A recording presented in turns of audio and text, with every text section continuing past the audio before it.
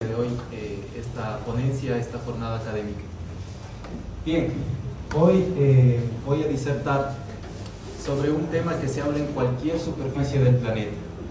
Esto es la cuestión criminal. Se habla tanto de esto como los hombres hablamos sobre el fútbol.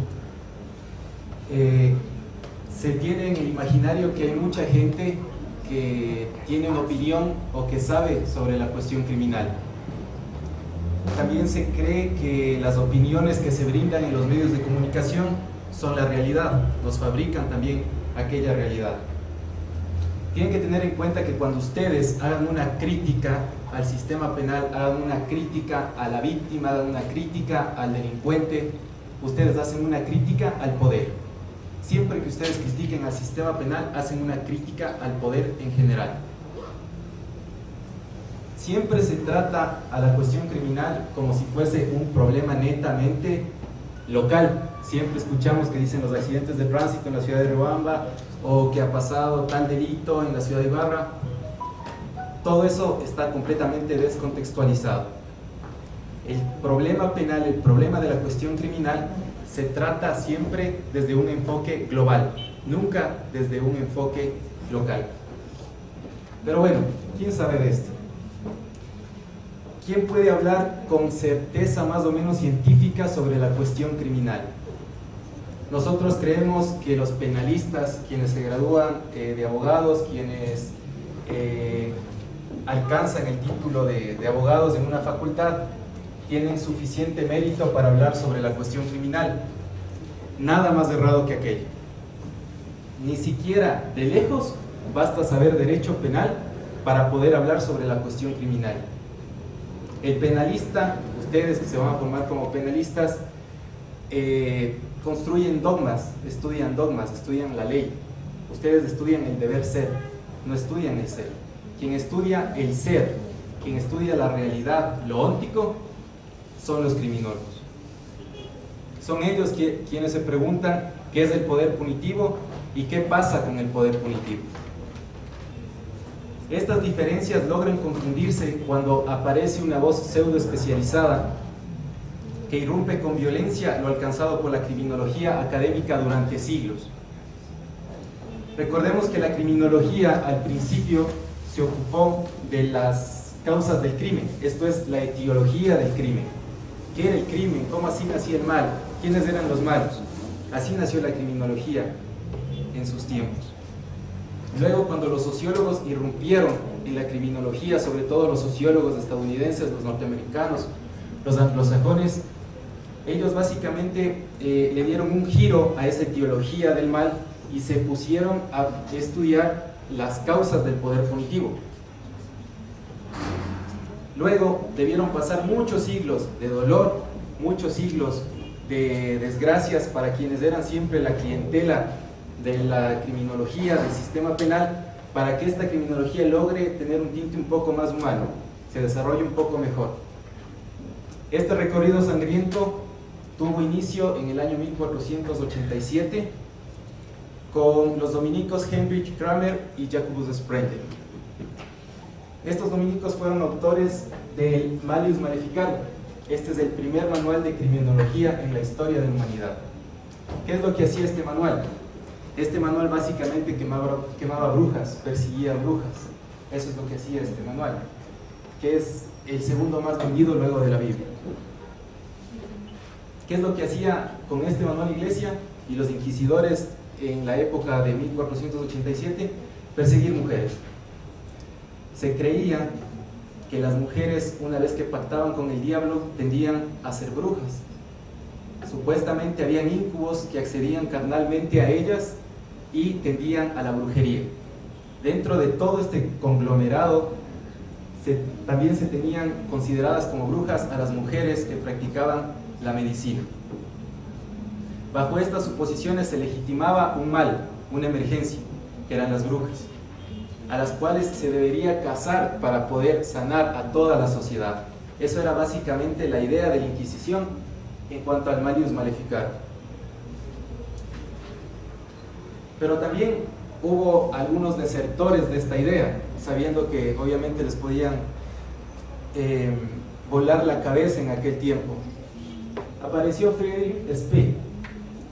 Él fue un jesuita que le dio con todo al Malleus Maleficarum y escribió la Cautio Criminalis. La Cautio Criminalis vendría a ser el primer manual de criminología crítica de la humanidad. ¿Qué es lo que hacía Spee? Spee se dirigía a comulgar a estas mujeres que iban a ser quemadas, que iban a ir a la hoguera, y él se daba cuenta que no había ninguna brujas, que eran mujeres comunes y corrientes. Se desesperó tanto ante esto que escribió este manual, la Cautio Criminalis, que significa cautela, precaución con lo criminal. Él dijo: no, aquí si a todos nos torturan, todos somos brujos y todas son brujas. Básicamente era el proceso, como ahora, después de 350 años, lo hace el procedimiento penal. Pero bien, tenemos que, para una referencia temporal, en el siglo XV básicamente se crea el discurso criminológico de la emergencia, mientras que en el siglo XVII se enuncia la estructura del discurso criminológico crítico. Estas dos vertientes es lo que ustedes ahora en las aulas escuchan como punitivismo o como garantismo. Básicamente venimos hablando los criminólogos por más de 350 años sobre básicamente lo mismo. Esa es la realidad de la criminología en la actualidad. Pero bien, decíamos que hay una criminología que no piensa, que simplemente emite imágenes y emite opiniones. Es más o menos algo como la doxa de lo que hablaba Parménides o Platón en su tiempo, es decir, el falso conocimiento. Todo lo que creemos saber sobre criminología lo aprendimos de los medios y creemos que esa es la realidad. Los medios lo que hacen es fabricar una realidad en la cual acomodar sus discursos de emergencia, sus discursos de más punitivismo, de más penas, de cadena perpetua, de pena de muerte. Es básicamente el juego de entregar el poder a todos aquellos que utilizan el castigo como su mecanismo de gobernanza. Ellos utilizan la criminología mediática, los medios de comunicación, utilizan básicamente una urgencia que la crean, que la van modificando poco a poco en el imaginario social y que luego proyectan leyes desopilantes que provocan hacinamiento, que provocan dolor y sufrimiento en las personas a las que se dirigen estas penas. La configuración que hacen los medios es muy simple. Utilizan información, subinformación y desinformación también para crear una realidad. Esto se conjuga con ciertos prejuicios y con ciertas creencias a las que se suma una etiología criminal simplista sentada básicamente en un pensamiento mágico. Como las respuestas no nos pueden dar los medios de comunicación, se las inventan. Esa es la realidad. El medio de comunicación no sabe qué hacer con los delincuentes, no le importan las estadísticas. Le importa crear la realidad, infundirnos miedo para que nosotros pidamos más penas, para que nosotros pidamos más leyes. Bourdieu ya advertía sobre esto, sobre los efectos de la televisión. Para Bourdieu, prácticamente la televisión es lo opuesto a la capacidad de pensar. Y hay otro francés también, René Sartori, que habla sobre esta cuestión, y él tenía la idea de que el Homo sapiens que todos nosotros somos, tarde o temprano se convierte en un Homo videns, que básicamente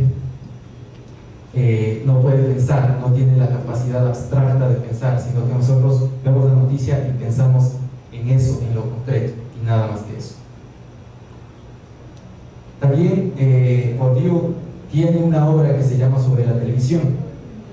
Esta obra básicamente refleja o da el dato de que la televisión es una especie de monopolio de hecho sobre cierta población que es básicamente la más desposeída de todas. La televisión se dirige en contra de ellos, les afecta más a la población desposeída, a los excluidos. A ellos es a donde va dirigida la noticia del crimen. Luego de esto, obviamente, ante la incapacidad de hacer algo de las personas que sufren estos delitos, simplemente les queda la venganza. No hay nada más que la venganza. Este poder mediático parece no admitir cuestionamientos,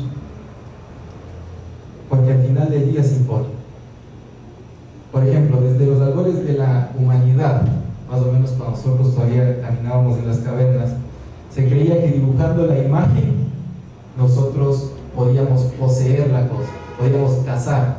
Creíamos que teníamos que tenemos el animal dibujado en la pared, es nuestro. Eso creía. Y ahora parece que no ha cambiado mucho, porque parecemos que cuando se proyecta en la televisión que un crimen ha sido resuelto, que un crimen se ha cometido, por causalidad mágica, por pensamiento mágico, creemos poder solucionar. Nada más errado que aquello. Esto también se comprueba con la fenomenología de Edmund Husserl. Esto ya tiene que ver un poco más con el campo filosófico, donde las cuestiones simbólicas y las interpretaciones dieron mucho que ver y dieron mucho que hacer para sociólogos, filósofos, criminólogos de aquella época. Básicamente, esta fenomenología de Husserl tiene que ver con la creación de estereotipos, con aquellas imágenes que nosotros damos por obvias. El día que en la mañana vemos la noticia de que ha sido asesinada una mujer y vemos al chico que viste pantalones anchos, que utiliza camiseta súper ancha, que escucha reggaetón, es afrodescendiente, enseguida nosotros lo proyectamos esa idea que tenemos de la televisión. Cuando salimos a la calle a tomar nuestro bus para dirigirnos a la universidad o para dirigirnos a los trabajos y vemos un chico que está vestido de idéntica manera, nosotros rápidamente lo estereotipamos, lo estigmatizamos y decimos: no, este chico me va a matar, si yo entro al bus con él me roba por lo bajo o me mata, cuando no sabemos que tal vez esté yendo a las clases de física molecular en su universidad. Es básicamente esa la construcción que hacen los medios de comunicación. Destruyen el pensamiento abstracto para dar lugar a un pensamiento simplemente concreto. Crea un mundo. Esta criminología, ustedes vieron el caso de esta chica que murió por puñaladas en manos del venezolano en la ciudad de Ibarra. Lamentablemente no se dirigió tanto la problemática a cuestiones más de fondo, sino que se dirigió la cuestión a la nacionalidad de la persona. Era una creación xenofóbica que nos estaban haciendo los medios de comunicación, pero este fundamento no es tan novedoso. Carl Schmitt, ideólogo del nazismo en la República Nazi, si se puede llamar república, él inventó la idea de amigo-enemigo. Él decía que la esencia de lo político es crear un amigo y un enemigo. Cuando ustedes tienen identificado un enemigo, ustedes se reafirman como sociedad. Nosotros nos reafirmamos como sociedad. Creemos que somos más, que tenemos poder, que somos importantes. Y eso es lo que hacen los medios. Con el venezolano y ahora con toda la comunidad venezolana prácticamente han hecho eso. Carl Schmitt, y recuerden lo que pasó en la época nazi, terminó en un genocidio. Vemos que los medios de comunicación prácticamente pueden inducirnos a una catástrofe.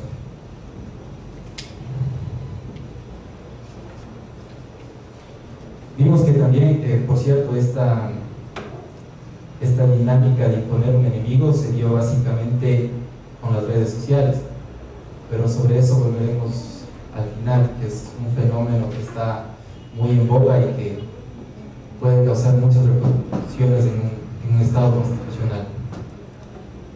Prácticamente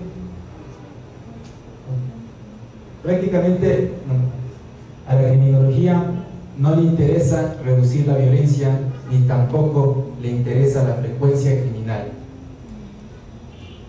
Prendemos la televisión, vemos un femicidio, más tarde otro femicidio, luego un homicidio por robo de un muchacho que pasaba por la calle y le apuñaló a la señora como 10 veces. Esa es la televisión que nosotros tenemos ahora. Básicamente la principal causa de muerte en el Ecuador, de muerte no natural, es decir, no se mueren por diabetes, no se mueren por problemas cardíacos, son las muertes en accidentes de tránsito, con 12.460 muertes. Los homicidios, la primera estadística es del bueno, la segunda y la tercera. Los homicidios son de 941 y los femicidios fueron 75. Pero ¿por qué nos seguimos sintiendo inseguros a la vuelta de la esquina? ¿Qué es lo que nos hace pensar que estamos tan inseguros? Y les hago una pregunta. Si ustedes llegan a oír sobre una muerte en una casa, una muerte intrafamiliar, ¿se sentirían inseguros? ¿Sería la misma inseguridad? Eso se demuestra que la palabra seguridad es una abstracción muy difícil para los criminólogos de encuadrar y de definir. O si se produce un homicidio entre las clases desposeídas, ¿ustedes creen que se daría la misma cobertura que se dio al caso del venezolano o del taxista en Ambato? Creo que no. Cada víctima se muere tantas veces como el medio de comunicación necesite para elevar su rating o para implantar el miedo. Pueden ser 5, 8, 10 veces la que tenga que morirse la víctima si es que el rating sube, si es que es funcional a sus fines. Así tenemos la idea de que no hay una víctima, sino que son muchas las víctimas. Yo salgo a la esquina y obviamente me voy a sentir víctima. Todos ustedes se han sentido víctimas en algún momento que vieron la televisión. Esa es la creación mediática. Sobredimensiona la realidad para prácticamente darle un tinte más crónico al crimen. Si bien, como vemos, los homicidios no son con ocasión de robos, porque dentro de esos homicidios también se encuentran los que son con ocasión de robos, pero es una mínima cuantía la que se relata, la que se encuentra dentro de esa estadística. Los medios proyectan esos homicidios y se encargan de proyectar siempre esos y ningún otro homicidio. Es simplemente la generación de inseguridad. A partir de ese ¿pero por qué? O sea, primero preguntémonos por qué. ¿Por qué hacen los medios de comunicación este juego? ¿Por qué crean una realidad mediática sobre el delito? Lo que tratan los medios básicamente es de crear una masa de diferentes y malos contra una, no masa, contra una selecta población de buenos, puros y casi santas personas en una sociedad. Ese es el fin.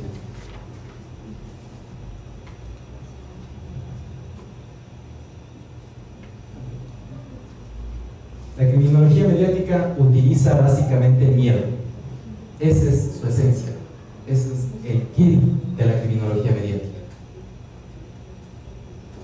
Todos tenemos miedo, ¿verdad? Todos tenemos miedo a perder el trabajo, tenemos miedo a enfermarnos, a la desestructuración de la vida sentimental, a la muerte. Pero todos esos miedos es fácil hacerlos confluir en uno solo: el miedo a la inseguridad. Por ejemplo, en la Alemania nazi, los chivos siempre se inventan un chivo expiatorio. Los medios de comunicación hacen eso. En la Alemania nazi eran los noarios, los homosexuales, los judíos, todos aquellos que no pertenezcan a la comunidad del pueblo. En los años 70 también pasó lo mismo, durante las dictaduras en nuestra Latinoamérica con los subversivos. Los chicos que vestían hippie, que tenían el pelo largo, que caminaban un poco extraño, se dirigía contra ellos, y ellos eran los que se proyectaban en los medios de comunicación. En Turquía, por ejemplo, eran los armenios durante el Imperio Otomano. Bueno, cada periodo busca su chivo expiatorio y dirige toda la inseguridad, todos los males en contra de esas personas. A la final son seres humanos que también merecen, que tienen derechos, que también merecen respeto. Como les dije, Carl Schmitt es quien teorizaba todo este entramado de amigo-enemigo. Y con el enemigo no hay cómo pactar. Ahora Jacobs, me imagino que ustedes sí deben ver bastante a Jacobs con su funcionalismo y sus teorías. Básicamente él tiene la creencia de que hay un derecho penal del enemigo muy de moda. Al enemigo no hay cómo pactar con el enemigo. Al enemigo se lo aniquila, se lo pulveriza. Al terrorista se lo pulveriza. No nos importa cuáles sean las razones, hay que eliminar, no se puede pactar con él. Pero ¿para qué qué les sirve? Vivimos ¿por qué? Por el miedo. Pero ¿para qué les sirve a los medios? Hay una ideología tal vez detrás de ellos que quiere imponernos el miedo a la seguridad. La gente es la que quiere comprar estos contenidos audiovisuales, o son ellos los que nos imponen estos contenidos. Lo cierto es que la paranoia que ellos nos inyectan básicamente se dirige contra cierto sector de la población. Ellos eligen qué delito mostrar y qué delito no mostrar. Ahora básicamente se dirigen contra las clases desposeídas, contra los más pobres. Se ven tan, pero tan evidentes los enemigos como hace 600 años lo fueron las brujas. Ahora nuestros enemigos son tan evidentes como hace 600 años fueron las brujas. Esto lo que implica es que se legitiman básicamente ejecuciones sin proceso, fusilamientos, y todo lo dan como que fue una lucha en contra de la delincuencia. Pero el común de la ciudadanía debe saber que hay una ciencia que estudia estas causas, que estudia el crimen, que habla de esto, que se ha equivocado muchas veces, pero que habla de esto. No tiene tampoco el monopolio de la verdad, pero que sabe. Esa es la criminología académica. La criminología académica es la que estudia el crimen y la que trata de encontrar causas para prevenir aquellos que todavía no se han cometido. Básicamente la criminología mediática es a la criminología como los curanderos a la medicina. La criminología mediática nunca acierta, solo procura venganza y también infundir miedo. Hay un juego, y esto tiene mucho que ver con la víctima. Lo que hace la criminología mediática con la víctima es prácticamente irresponsable. Siempre encuentro una víctima que le sea funcional a su rating o a sus fines. Siempre busco una víctima así. Ustedes nunca van a ver una víctima que se proyecte tantas veces en la televisión y que no le sea funcional al rating de ellos. Aquí la víctima es tan importante como la noticia misma. Toda víctima, ustedes saben, sufre un daño psíquico, le duele lo que le ha pasado, sufre un trauma, y en este trauma sufre ciertas etapas para poder luego llevar una vida normal. La primera etapa es la etapa del desconcierto. Ustedes roban el día de mañana, no saben qué hacer, qué pasó, se queda en shock, no reacciona, peor si es con violencia. Esa es la etapa del desconcierto. Luego viene la etapa de la introyección de culpa. Me siento culpable, no sé, si no hubiese caminado por esta vía, si no hubiese ido con tal amigo, si es que no hubiese ido a la casa de tal persona. Introyecto culpa y digo, no, yo tengo la culpa de que haya pasado esto. Luego de esta etapa, la víctima, cuando tiene la suficiente ayuda especializada, logra superar estas etapas y elabora el duelo. En el duelo, la víctima ya comienza a liberar culpa, se siente mejor y lleva una vida normal. Lo que hace la criminología mediática en realidad es inhumano. La fija en la segunda etapa, en la introyección de culpa. La deja ahí y no le deja que salga. Mientras el rating suba, la víctima tiene que quedarse en esa etapa, en la etapa de la introyección de culpa. Entonces la víctima, como no recibe una ayuda especializada pronta, básicamente no libera su culpa y se le sigue acumulando culpa. Comienza a preguntarse, comienza a decir, pero ¿qué pasa? ¿Por qué pasó lo del delito? ¿Por qué le mataron a mi esposo? ¿Por qué le mataron a mi hija? Pero a la criminología mediática, a los medios no les importa para nada eso. Les importa que eleven el rating y les importa infundir el miedo y la inseguridad para los fines que ellos quieren. Luego la víctima, con esa introyección de culpa, pide penas severas, pide cadena perpetua, y esto también es un juego para los políticos que ceden ante la criminología mediática. Luego, cuando la pobre víctima ya tiene demasiada culpa dentro, no puede más y simplemente se cae. Los medios lo ocultan, ya no lo muestran. ya la víctima llora mucho, ya la víctima no quiere aparecer, la víctima está totalmente desubicada, la ignoran y luego la silencian. La víctima prácticamente para los medios es una cosa a la que utilizan y cuando ya no la sirve, la arroja lejos. Esa es la criminología mediática en cuanto a las víctimas. Los políticos, como les dije, también caen en este juego, ¿no? Creen que como una pequeña concesión a la criminología mediática, creen que en la asamblea, cuando se habla sobre leyes, sobre reformar, ahora que está tan de moda reformar el COIDI, creen que imponiendo 40, 50, 60 años, cadena perpetua, o retornar al retribucionismo más primitivo, les permite eliminar los delitos. Nada más inaceptado que aquello, nada más falaz que aquello. Cuando a la criminología mediática ustedes le ceden un poquito de espacio, cuando ustedes sean políticos y les dan un poquito de espacio a la criminología mediática, ellos no paran. Hasta que no vean caer a sus chivos expiatorios, no paran. Y lo peor es que se vuelve en contra del político, porque al día siguiente o después de algunos años lo muestran como el delincuente en primera plana.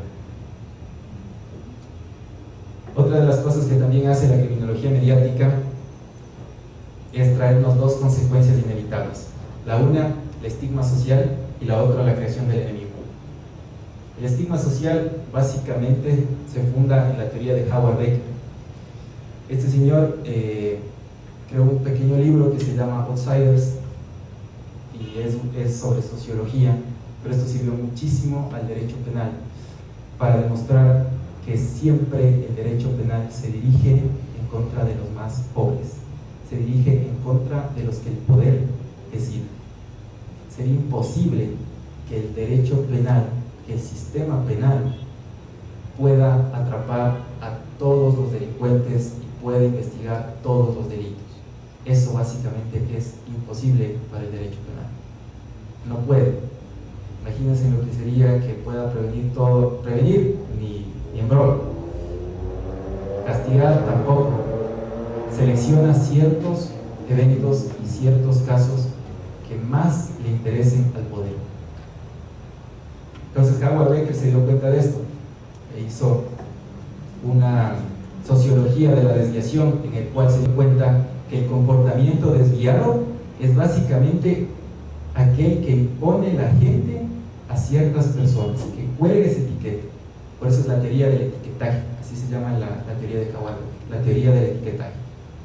No me importa qué haga esa persona, con tal de que cuelgue la etiqueta de malvado, de delincuente, es suficiente para el sistema penal. Por ejemplo, aquí nosotros, si nos ponemos a pensar y vivimos en los años 70, si todos aquí fuésemos hippies, fumando marihuana, estuviésemos charlando sobre comunismo, seguramente habría un policía entre nosotros o nos estamparían a balazos luego de salir de aquí. Sin duda lo harían así. Seríamos los chivos expiatorios de los años 70. Hoy esta selectividad, como les dije anteriormente, se dirige contra las clases más pobres. Barata las denominaba las clases subalternas. Se está dirigiendo contra ellos, contra los que están peor situados en la sociedad. Vayan a cualquier casa del país, si quieren a la de Riobamba, a la de Quito, a la de La Tacunga, a la de Ibarra, cualquiera, y van a ver quiénes en serio están recluidos en esas casas. Y ese es el peligro que nos inventa la criminología mediática. Ese es el peligro. Uno solo, dirigido contra una persona que tenemos ahí, y contra ellos tenemos que dirigir todo el aparato represivo del Estado, hacerle el daño, infligirle el peor daño de todos. Y eso es el peligro, y no nos damos cuenta que hay peligro en nuestros hogares, que hay peligro de contaminación, que hay peligro de endeudamiento. Todo eso se nos bloquea, no nos permiten pensar sobre eso y nos proyectan la imagen del delito y de los delincuentes. El funcionalismo trae a colación bastante eso, porque según los funcionalistas, eso es un poco de derecho penal, creen que la pena reafirma el derecho. Esto viene desde los tiempos de un filósofo que era Hegel, y que la pena reafirma el derecho. Pregúntense si es que cuando graban un delito, cuando alguien está cometiendo un delito y las personas graban ese acontecimiento, alguien piensa en el derecho, en que les devuelvan una confianza en el derecho. Estas teorías están en boga, son súper acordes a una sociedad liberal. Nosotros no tenemos una sociedad liberal, nunca nos llegó un estado de bienestar, lamentablemente. Así que nosotros tenemos que acoger la técnica alemana y ponerla a nuestro servicio, al servicio de nuestra realidad latinoamericana. Enrico Ferri en el siglo XIX, con su escuela positiva, básicamente eso es lo que dice Hegel sobre el derecho penal y sobre la pena. Es más o menos por el siglo XIX. Para Hegel el delito es la negación del derecho, la pena es la negación del delito, luego la pena es la afirmación del derecho. Esta es básicamente la teoría funcionalista, ahora disfrazada con su técnica alemana con Jacobs, y de cierta manera con Rousseau, aunque Rousseau es un poquito más tranquilo, domina un poco mejor la sociología. Pero bien, en la sociedad globalizada en la que vivimos ahora, y a esto me quiero referir con lo que les decía de las redes sociales, hay que tener en cuenta básicamente primero que nuestra región latinoamericana es una de las más inequitativas del mundo, según el coeficiente de Gini, y también se encuentra entre las más peligrosas del mundo. Y ojo que somos la segunda más inequitativa, detrás de África. África no es inequitativa porque no tiene que repartir, son todos pobres. Nosotros deberíamos ocupar el primer lugar. Muchas veces se cree que el derecho penal, que la criminología, que el sistema penal cambian de acuerdo a la concepción de sociedad en la que se viva. Podemos decir que durante las dictaduras de los años 70 hubo una fuerte represión, muy fuerte represión, pero también la hubo durante gobiernos socialistas y de tinte progresista. Ahora estamos alcanzando los 37.497 presos en las cárceles. Es una cifra altamente cuestionable, es una cifra que preocupa, que deberían alzar la voz todas las academias de derecho, todas las facultades de derecho en el país, porque estamos viendo que el poder siempre recurre al crimen, siempre trata de encontrar un chivo expiatorio para poder quitar primero la mirada de los verdaderos problemas de la sociedad y segundo, crear otros males y otros temores que al final representan esa misma desviación, la desviación a los verdaderos problemas sociales.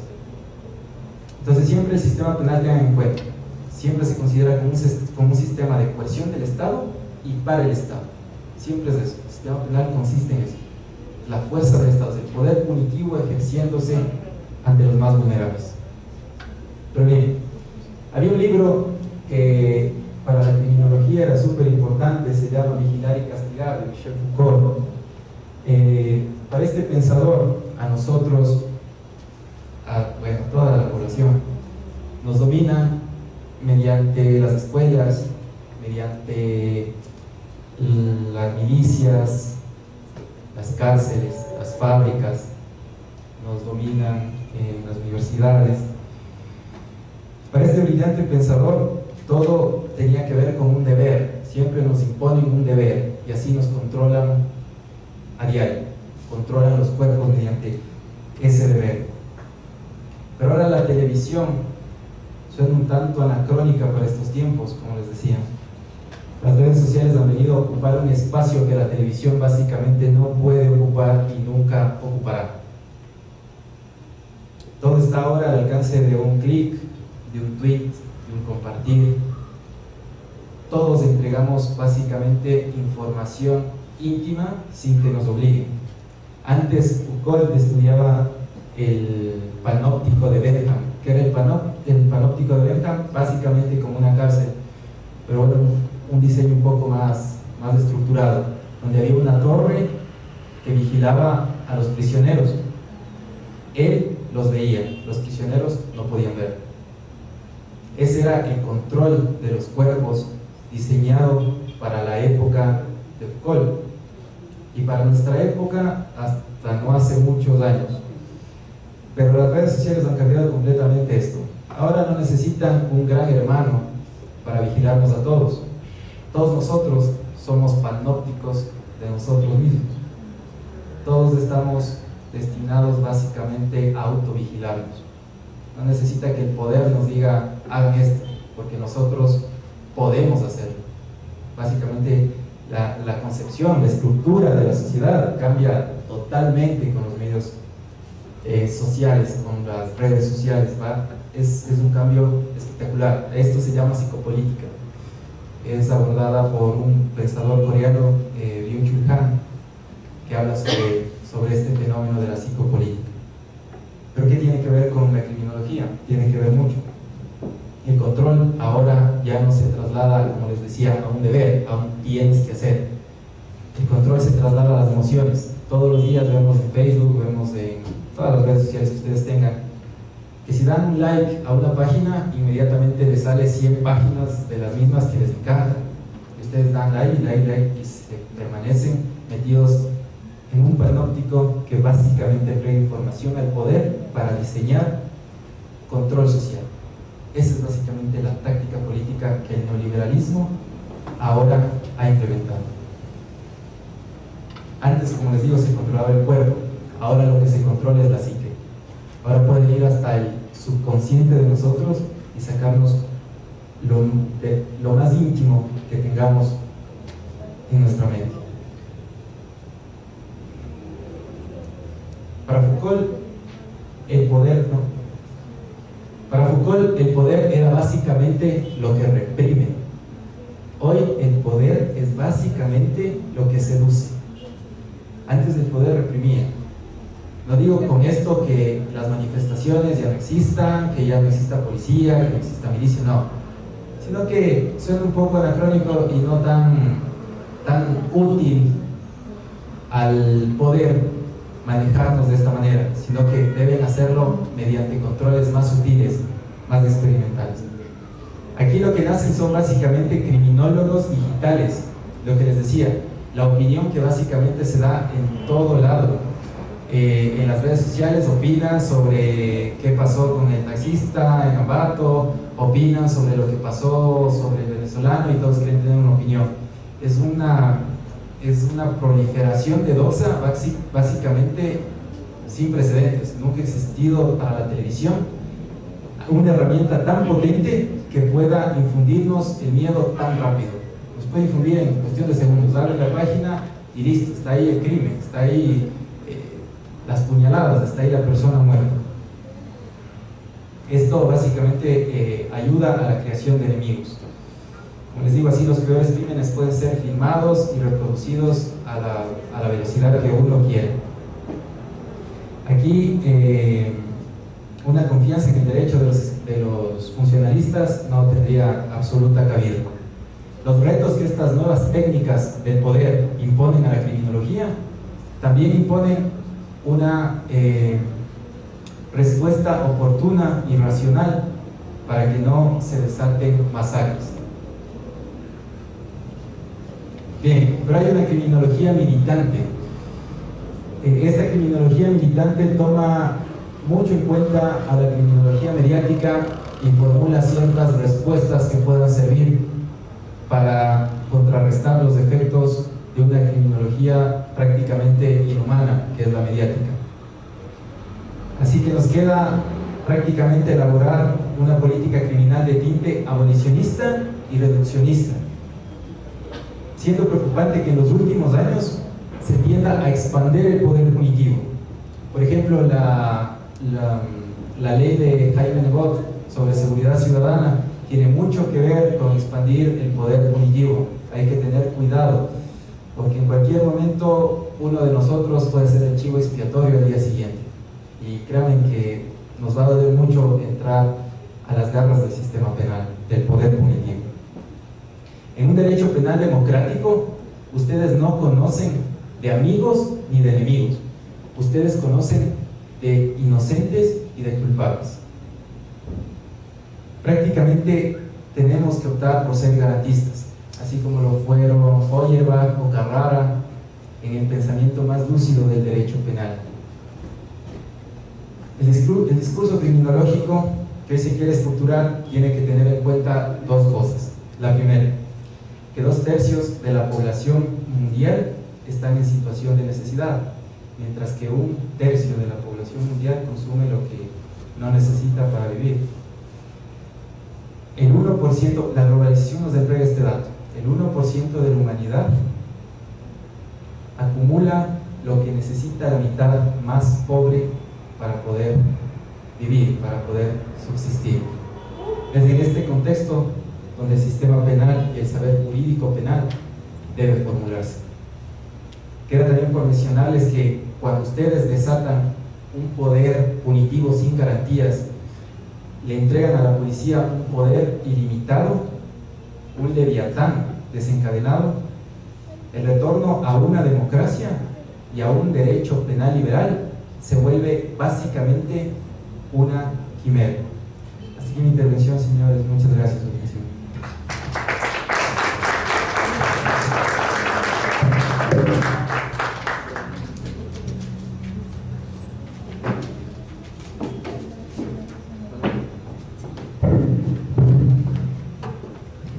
Agradecemos al doctor Adrián Albarracín por su magnífica ponencia. A continuación vamos a hacer la entrega del certificado.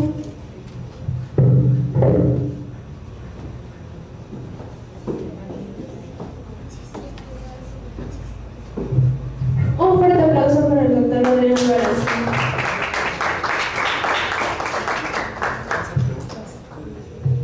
¿Algunas preguntas que desean realizar al doctor Albarracín? Cualquier pregunta.